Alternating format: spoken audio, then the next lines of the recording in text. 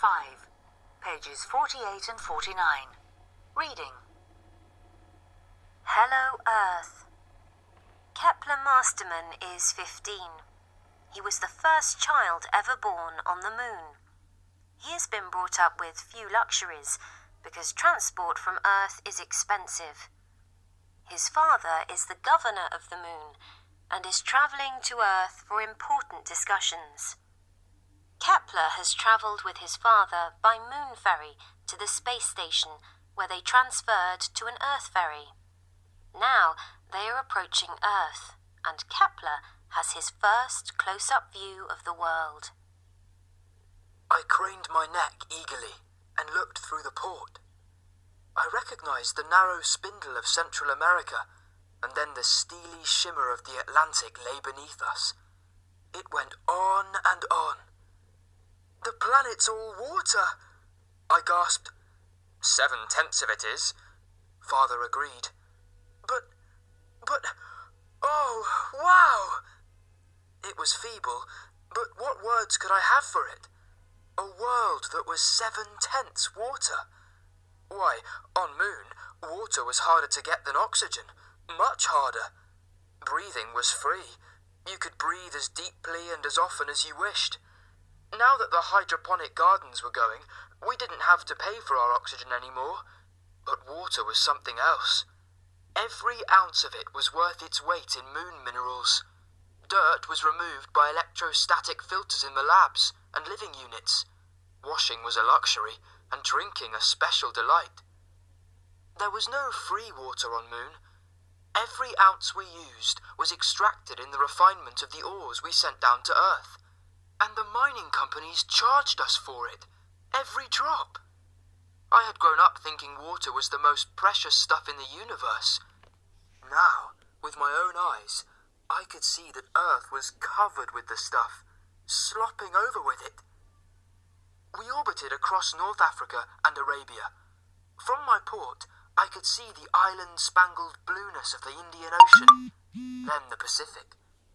I felt suddenly tired and a little sick. What sort of a place was this Earth, and what were its people like?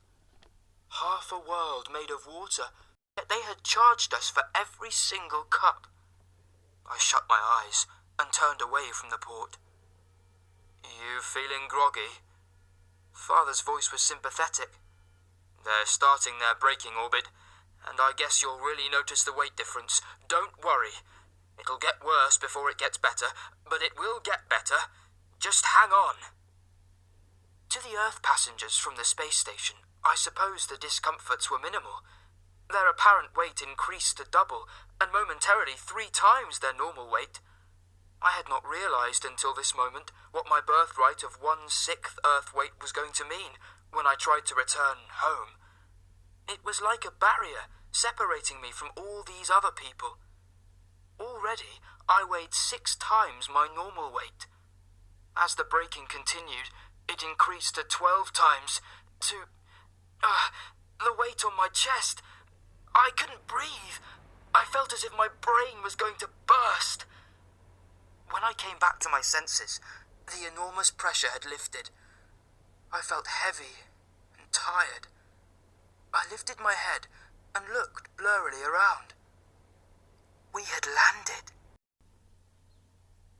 Kepler's father told him to lie still because he had had a nosebleed. He asked a stewardess to help him. She explained to Kepler that the force of Earth's gravity had made his nose bleed. She got him an ice pack and offered to get him a wheelchair if he couldn't walk.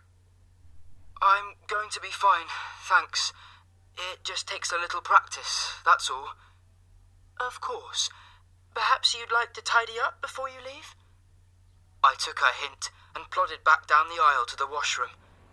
Good grief. I was a disaster area. I took off my jacket. How crudely cut it looked in comparison with the Earth fashions I'd seen on the ferry. And what rough material. Then I washed the rest of the blood off my face and combed my hair. What there was of it. It looked like a convict cut by Earth standards, but it would grow. I put on my jacket and plodded down to the exit hatch. I hesitated, my hand on the ramp rail, looking at the crowd of exotically dressed reporters, cameramen, and casual bystanders milling around my father. It really was a new world down there, at the end of the ramp. From Goodbye to the Moon by Monica Hughes. Glossary of scientific terms. Hydroponic. The process of growing plants in sand, gravel, or liquid without soil and with added nutrients. Electrostatic. Working by electricity that does not move. Oxygen. A natural gas that people need to breathe. Lab. Short form of laboratory, the special room where scientific work is carried out. Gravity. The force that prevents people floating off the Earth and into space. Ounce. A measurement of weight, about 25 grams. Unit 5, page 53. Grammar in use. Activity 1. I had an email from Tippy in Thailand yesterday. Really? What did she say? She's doing a web page about the theatre in different countries. She asked me to send her some information about the theatre in the UK. I'll help if you like. I know a bit about the Globe Theatre in London. Okay, thanks. Tippy said that Usha had sent her lots of emails about the theatre in India, but she's had fewer replies from the other teams. I've had no emails or messages at all this week. I've had 2. That's the fewest since we started the project. I'm sure Sergei could help Tippy. The theatre's very important in Russia, I think. Yes, and ballet too. Which reminds me, she sent a few photos of Thai dancers. They're amazing. Well, you could show a little enthusiasm. Sorry, but I don't have the least interest in Thai dancing. And I have even less. Honestly, you're terrible. Only joking. Let's see the photos. Wow!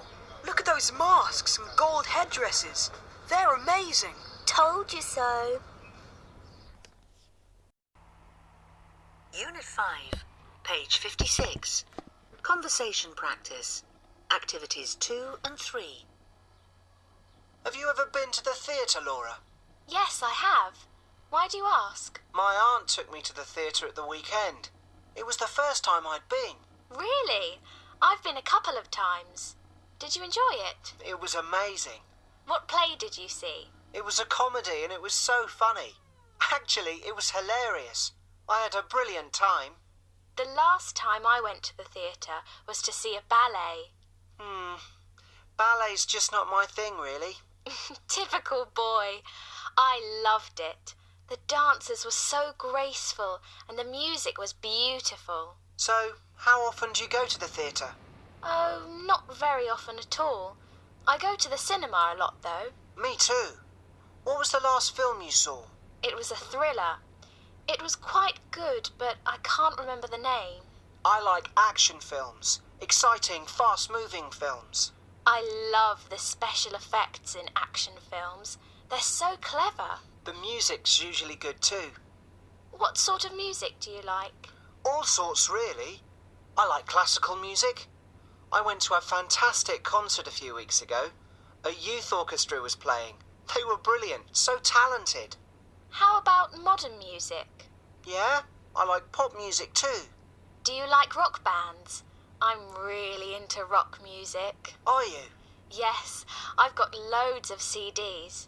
You can borrow some if you like. Great, thanks. Unit 5, page 56. Listening comprehension. Activities 1 and 2. Good afternoon, everyone, and welcome to the Globe Theatre. I hope you all enjoy the tour. The original Globe Theatre was built in 1599, and it was just one of several theatres in London at that time. As many of you will know, going to the theatre was enormously popular in the 16th and early 17th centuries. Both rich people and poor people went there to see the latest plays, which were written by a number of well-known writers. the most famous of whom, of course, was William Shakespeare. This, of course, is not the original theatre. Sadly, that building was destroyed by a fire in 1613. The present Globe Theatre was opened to the public in 1999. It stands just a few metres away from the site of the old theatre. In Shakespeare's time, the south bank of the River Thames was well known for its theatres. Perhaps you have heard of the Swan Theatre and the Rose Theatre, both of which stood not far from here on the south bank. Well, let's go inside and take a look.